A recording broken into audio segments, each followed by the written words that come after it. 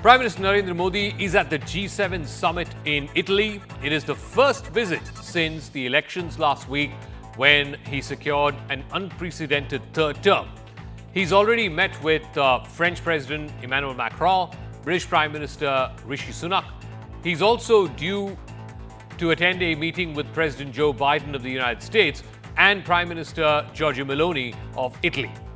At this time when Europe happens to be at a crossroads with respect to the war in Ukraine, where it's clear now that Russia has the advantage. It's been well over 2 years since this war began. Ukraine is being slowly but surely pushed to the sidelines of this war. The question now remains, how should Mr. Modi and India respond to this rather tumultuous time in Europe?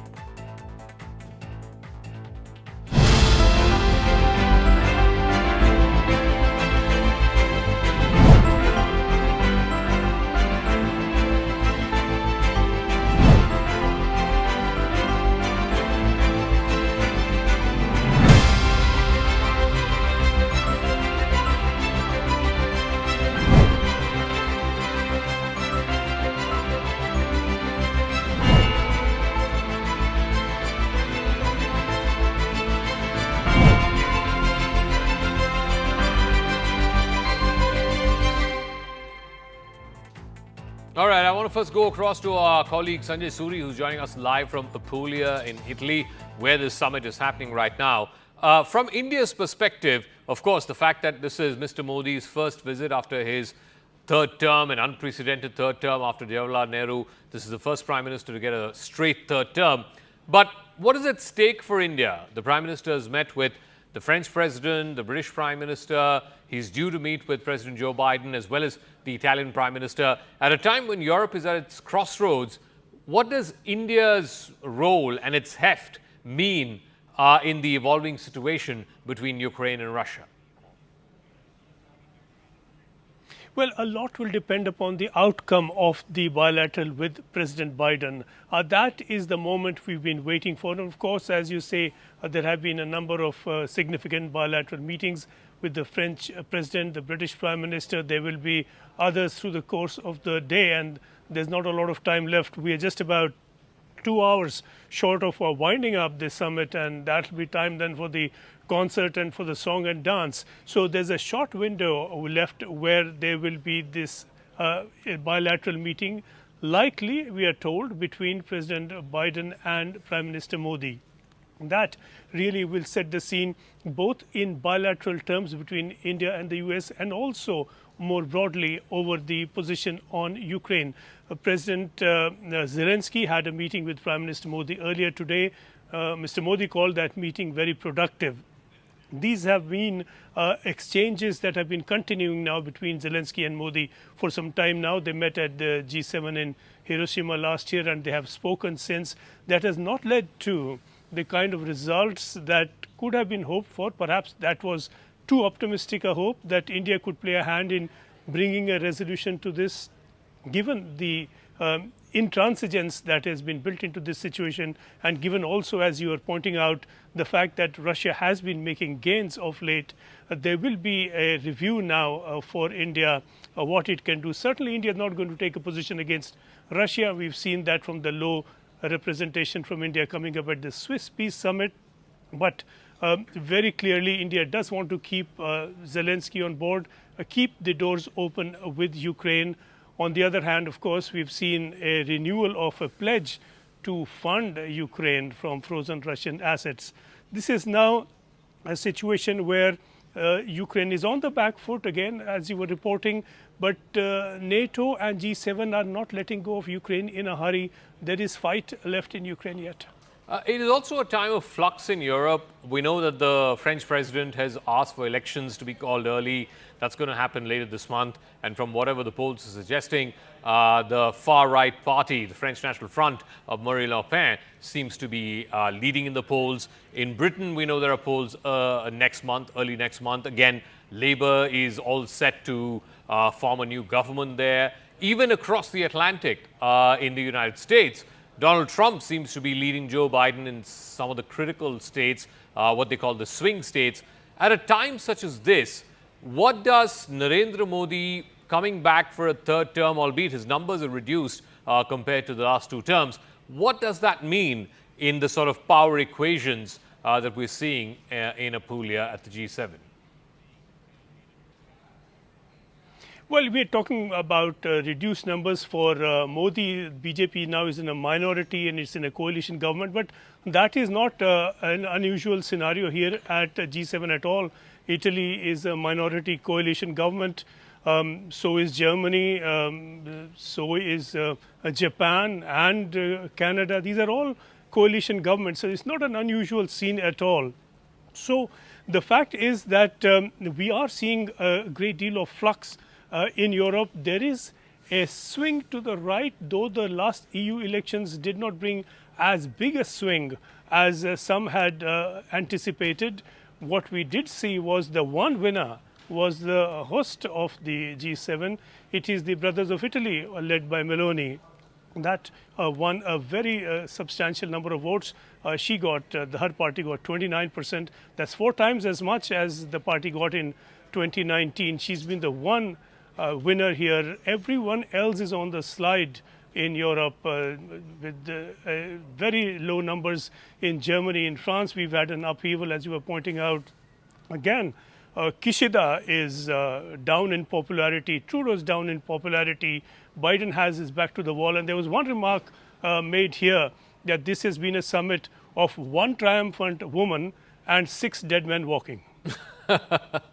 Okay, we'll leave it at that. Sanjay Suri, thank you very much for joining us live from Apulia in Italy, where the G7 summit is happening right now. Let me now open this up to our panelists.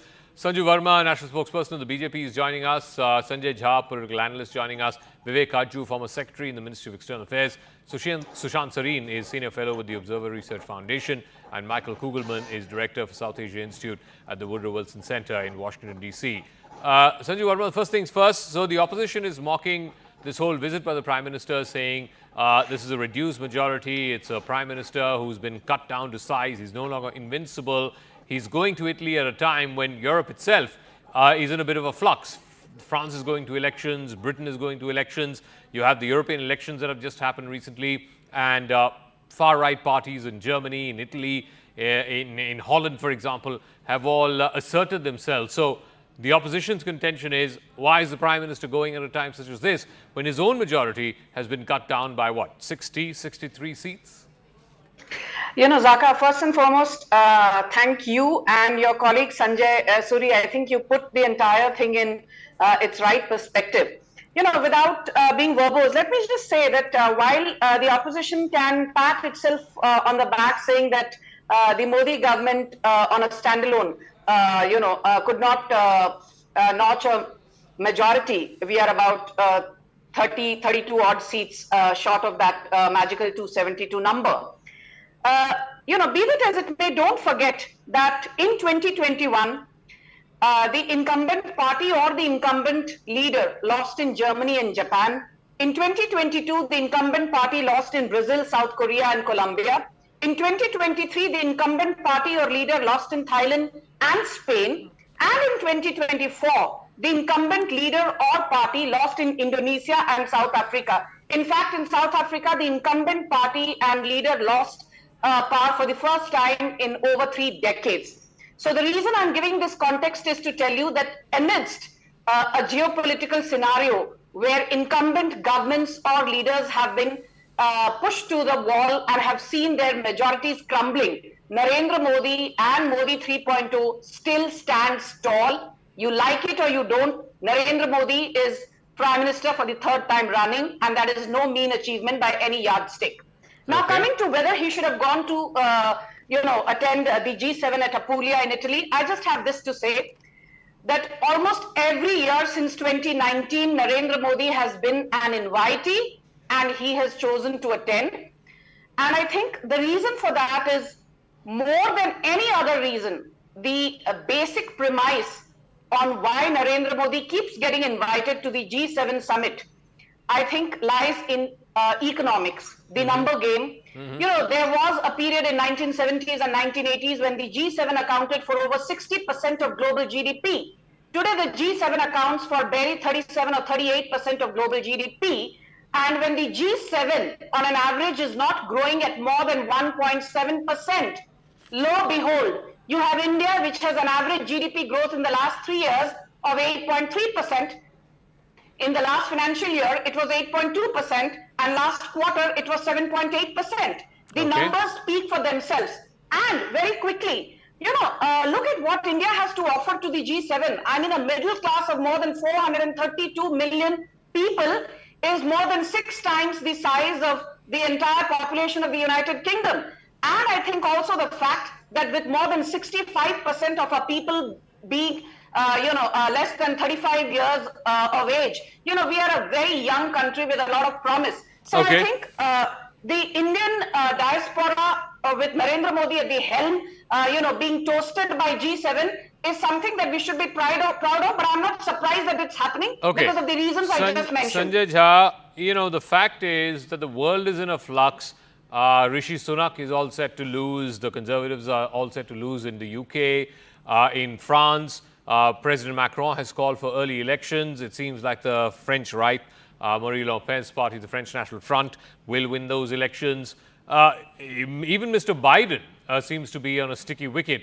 He's trailing currently in about 6 or 7 swing states against Donald Trump. At a time such as this, for the Prime Minister to come back with a renewed mandate, albeit it's a smaller one compared to 2019 or 2014, fact is, he is in a league of himself. I mean, he is an elite company that for a third term, the people of a country have voted a ruler back to office. So, for whatever that's worth, that has to carry some weight, Sanjay Jha.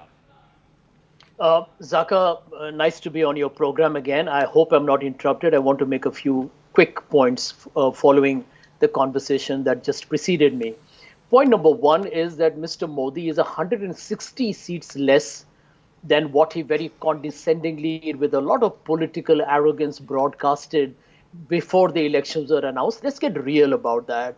Let's respect the verdict of the people of India, wherein Ayodhya, which was the epicenter of Mr. Modi's campaign, which he has now the unprecedented distinction of being India's first prime minister to be given a notice by a very dodgy election commission for hate speech. The truth is the Ayodhya verdict is a telling commentary on what the people of India think of Mr. Modi and his political party. The defeat at the hands of a Dalit candidate from Ayodhya tells you that India is saying no to Mr. Modi's attempt to indulge in social polarization. You think at the G7 they're talking about that? Yeah, I'm coming to that. I'm just setting the context. I requested you not to interrupt me because the preceding panelist spoke for a long time. I'm just setting the context. Go on. Okay. Here is the point. That what Mr. Jairam Ramesh said, by the way, was not why Mr. Modi is going to Italy. He was just letting you and the viewers know that here is a prime minister whose government has been authoritarian and repressive, and one that has brazenly been sectarian. Now let's come down to foreign policy. I can tell you this government, especially under Mr. Jaishankar, has been a foreign policy disaster. Forget the hype. I'll give you 2 examples. Let's look at Gaza. Such a ham-handed handling with the initial response to the violence that happened between Hamas and Israel, that today you have South Africa, you have Brazil, and you have China that have actually assumed leadership of the global South, at least where Gaza is concerned. And you can see the solidarity they have generated. Looking at the International Court of Justice's comments, India is actually literally a silent spectator because Mr. Modi's rather very skewed passion or love for Israel has actually been a foreign policy failure, in my opinion. Let's look at Ukraine. In Ukraine, India again had historically, if you look at, I would love to hear what Mr. Kaju has to say, somebody whom I know and respect enormously. India, in both cases of Gaza and in case of Ukraine, has had a historical credential to actually have a role in negotiation. May not be troubleshooting to the conclusion, but in terms of negotiation. What have we done? We have sacrificed a very critical role at the altar of cheap Russian oil. You're a perennial pessimist. You are a perennial pessimist. No, let him finish. That is who you are. Even pessimists can finish their thought. That is who you are. Finish their thought, ma'am. Let him finish. He's been going on and on, Zaka. No, it's fine. It's fine. I've been listening so to his did monologue. so did you. He's making zero sense. Let him He's finish. making zilch sense. Let him Shaka, finish. Thank you. Yeah, since I'm getting 15 seconds more, this is the primary question. It is about the moral legitimacy. Mr. Modi's party has got in alliance a government. His party is the single largest party. But don't forget, when you have actually not even visited the state of Manipur burning, Okay. 200 people dead. The debate is not on Manipur. 1 year. Zaka, you cannot allow this man to digress on every debate. He can say what he wants. Let him finish, please. Thank Yes, you. but you have a topic of discussion that's fine. today, right? That's fine. Let him say what he wants. Let him finish, please. Thank you. Yes. So Are you Zaka- done, Zaka- Sanjay Jha? Yeah, Zaka, this is my point. That a prime minister of a country occupies a very august position, and it needs to be delivered at home, not just become a spectacle. The when Prime one is Minister visiting. does not need lectures from a suspended Vivek leader like you. Kaju, when the Prime Minister goes to the G7, are other leaders, other world leaders talking about Manipur and talking about reduced mandate and etc., or are they looking at him and saying, well, you know, in the democratic world, very rarely does a leader get a third term? Zaka, I'm not in politics. Let me make that quite clear. So I don't want to be finger pointed by either of the representatives. I'll try to give you as dispassionate an analysis of how I see the situation as is possible. The first point is that the international community and leaders in particular are interested in knowing how stable is the incoming government. That is the thing, that when they deal with an interlocutor, they want to know. And that is what diplomats are supposed to advise them, that this particular person in authority will continue or he will not. When I was serving as a diplomat, that was a question that our political leaders posed to me. The person that I'm dealing with, is he there to stay? So that is the question that they would have asked their foreign policy experts, and different experts would have given them different kind of advice, but certainly they would have told them that for the time being, Mr. Modi is not in trouble. Apart from that, the next issue would be that will Mr. Modi continue with the policies that he had pursued in the first two terms, given the fact that he has a reduced majority? Now, again, different experts of different countries would have advised their leaders differently. For the time being, it is evident that at least politically, Mr. Modi is signaling to the country, to India, and to the world that he is fully in authority. He has not changed any of his political team, and that is a clear signal that he has sent.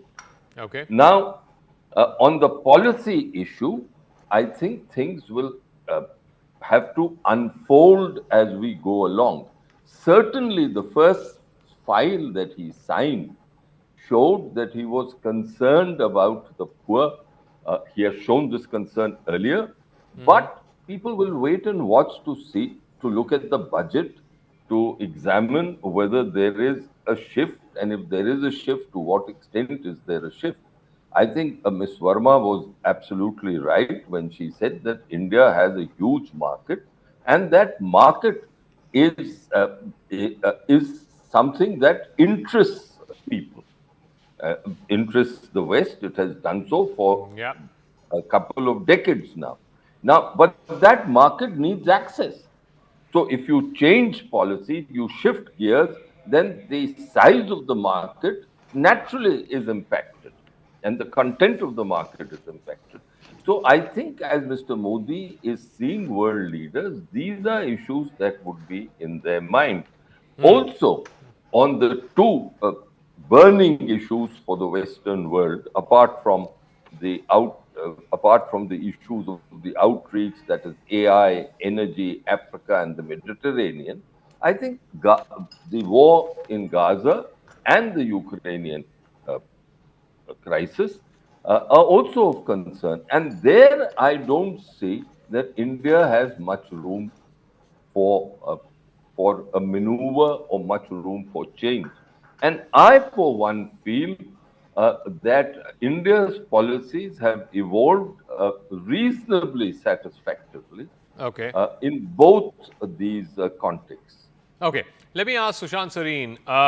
Fundamentally, Sushant, at the end of the day, the West started quoting India, in the words of George Bush, India is the only counterweight, possible counterweight to China.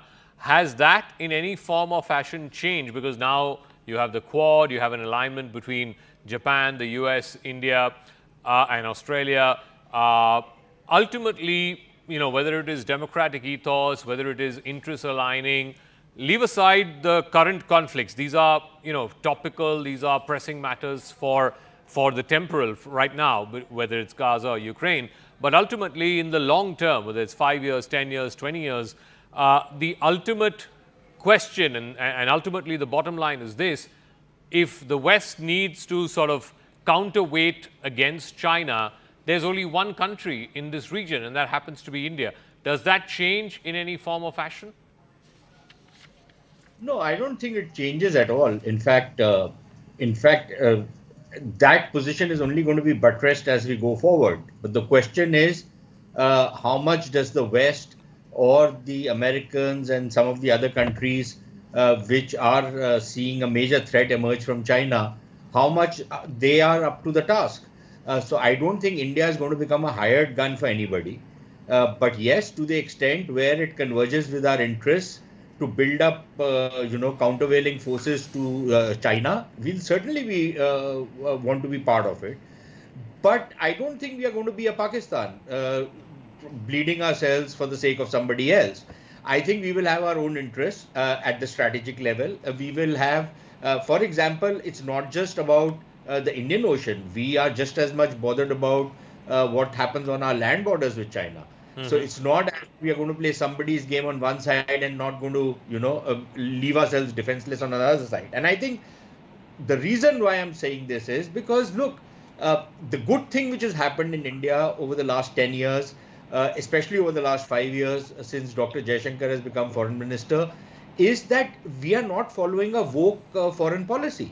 Like many people in the Indian opposition would want us to do, follow that very woke kind of foreign policy that just because some students invest their interests as best as we can. Now, if it hurts somebody's woke sentiments, that's just too bad for them. But I think India always has tried to protect its own interests, even during the Nehruvian era, those wonderful years when we were batting for right to self-determination of everybody else. But when the Soviets invaded Hungary and Czechoslovakia, we just simply kept our mouth shut because, we didn't want to take on the Soviet Union.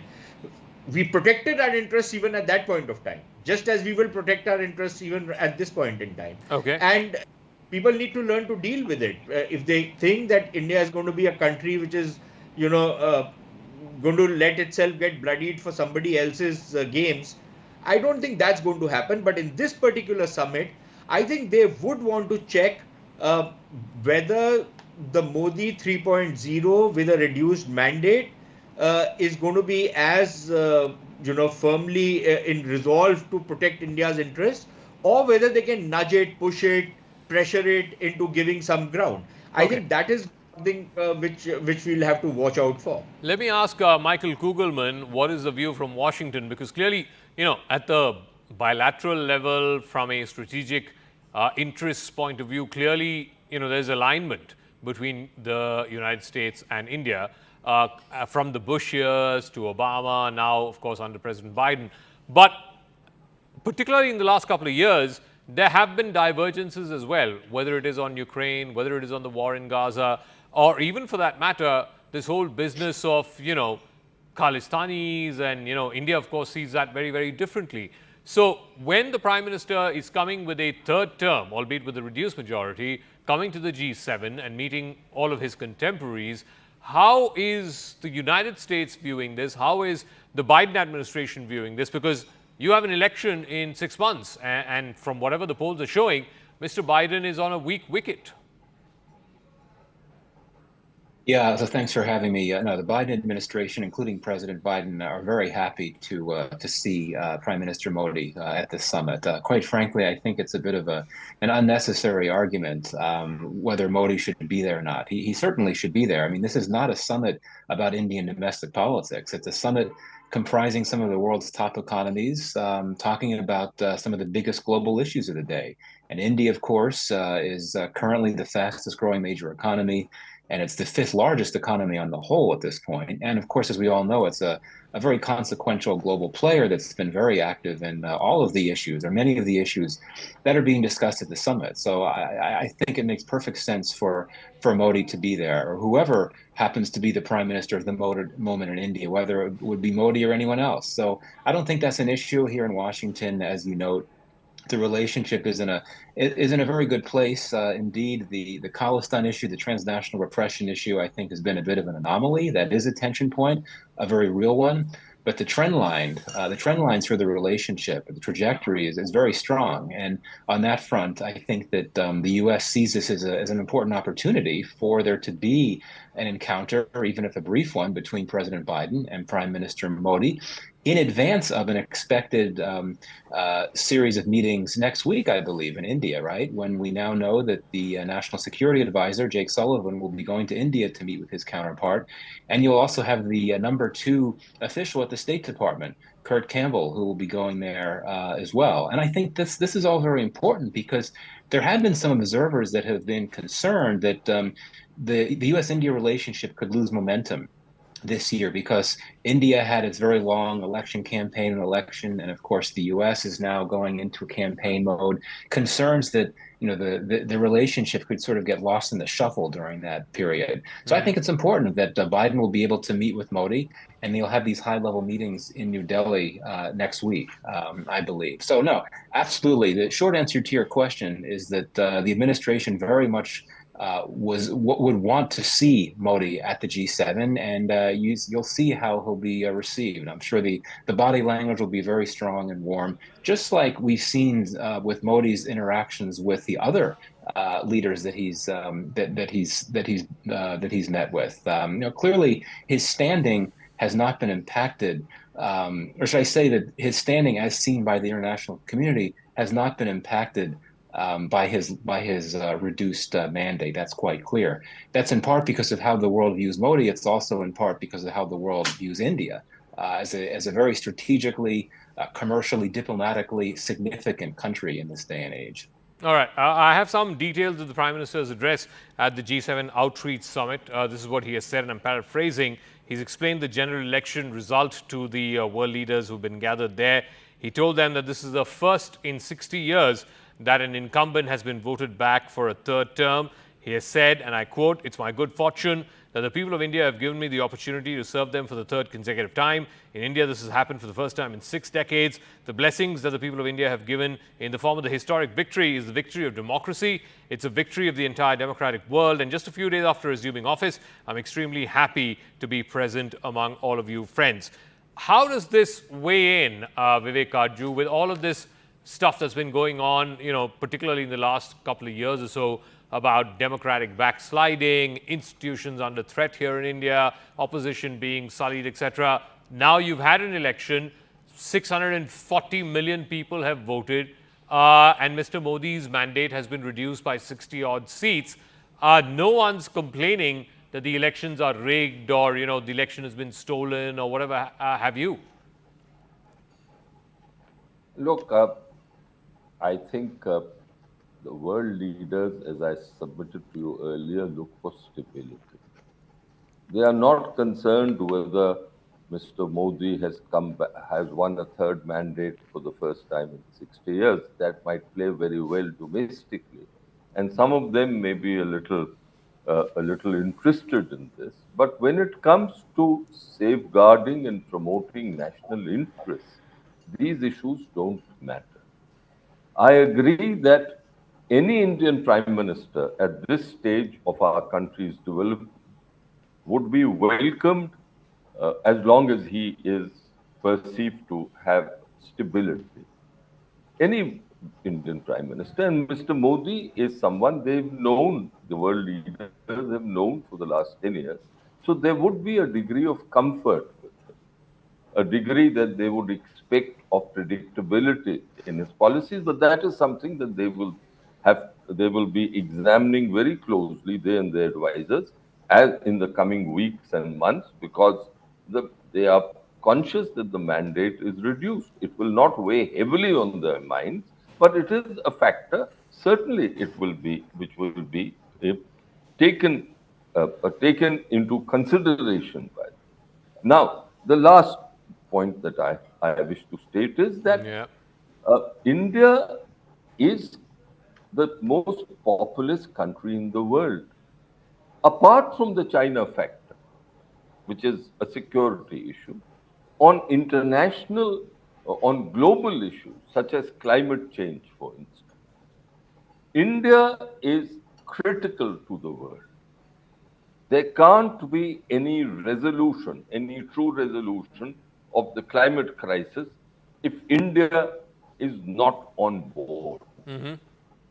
So our weight in the world, the fact that we are the fifth largest economy, the fact that we are 1.4 billion people and growing, itself makes the Indian Prime Minister a person that has to be engaged with great seriousness.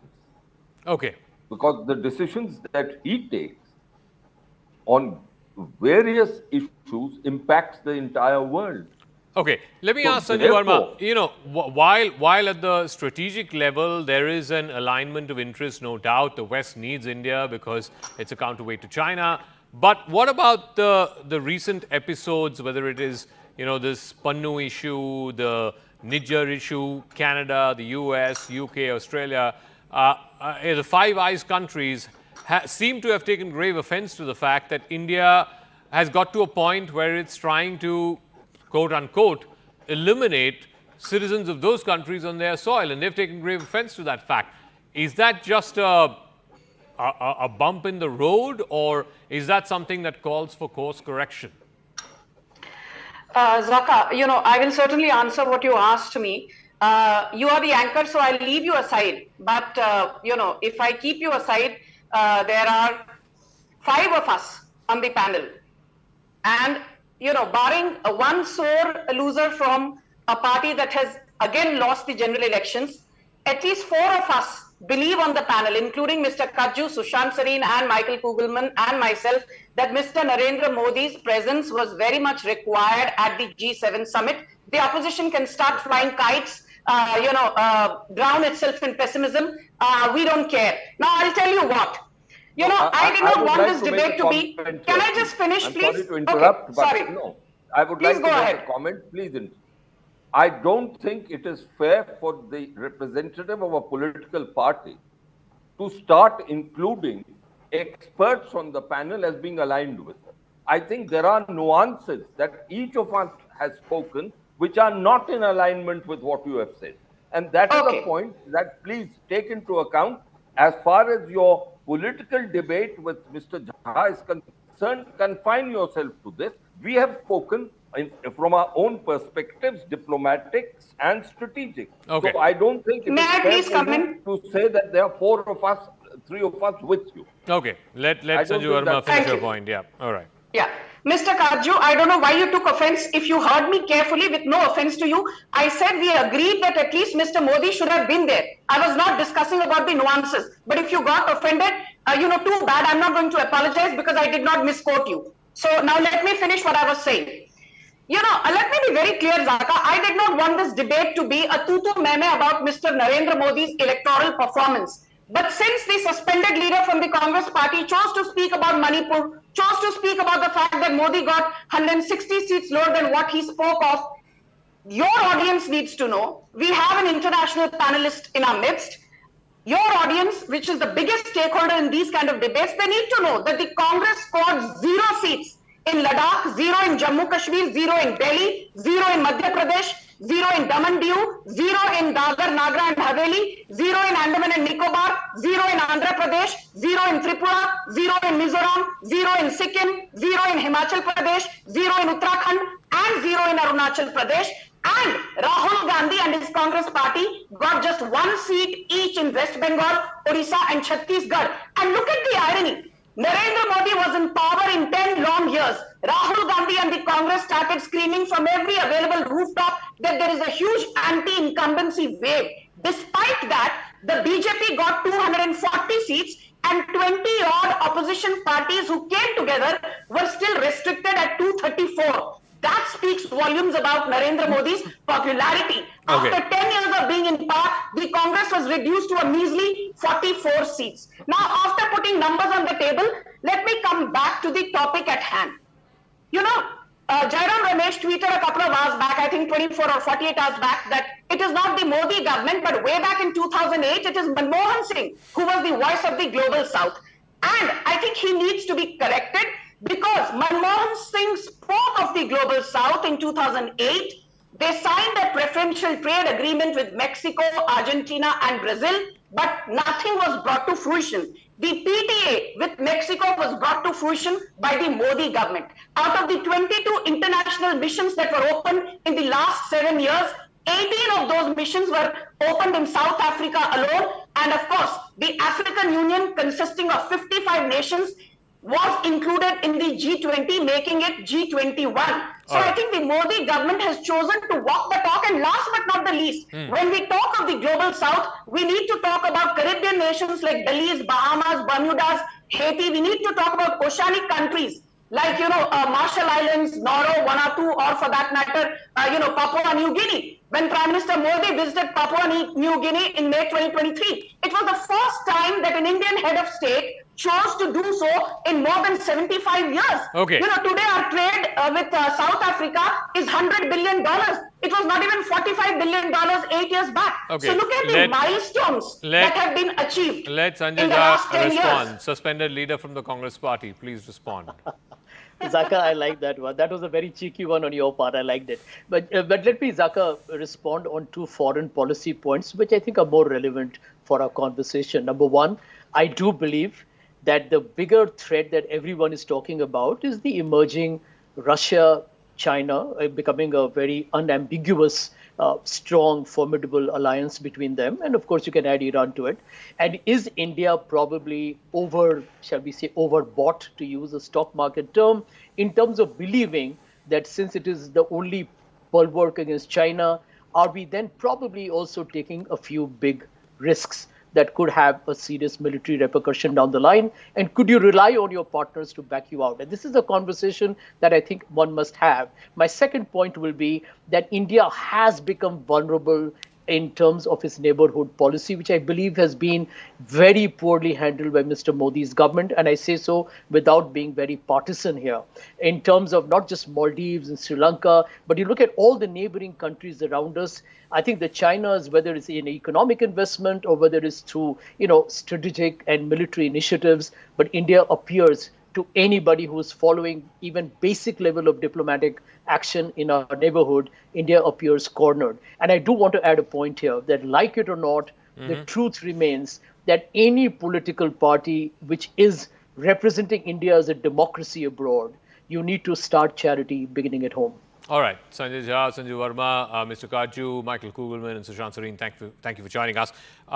In some time, we will have the bilateral between Prime Minister Modi and Italian Prime Minister Giorgia Meloni. He's also due to meet with President Biden at some point during the course of the next few hours at the G7. And then, of course, post-midnight, there will be the cultural extravaganza.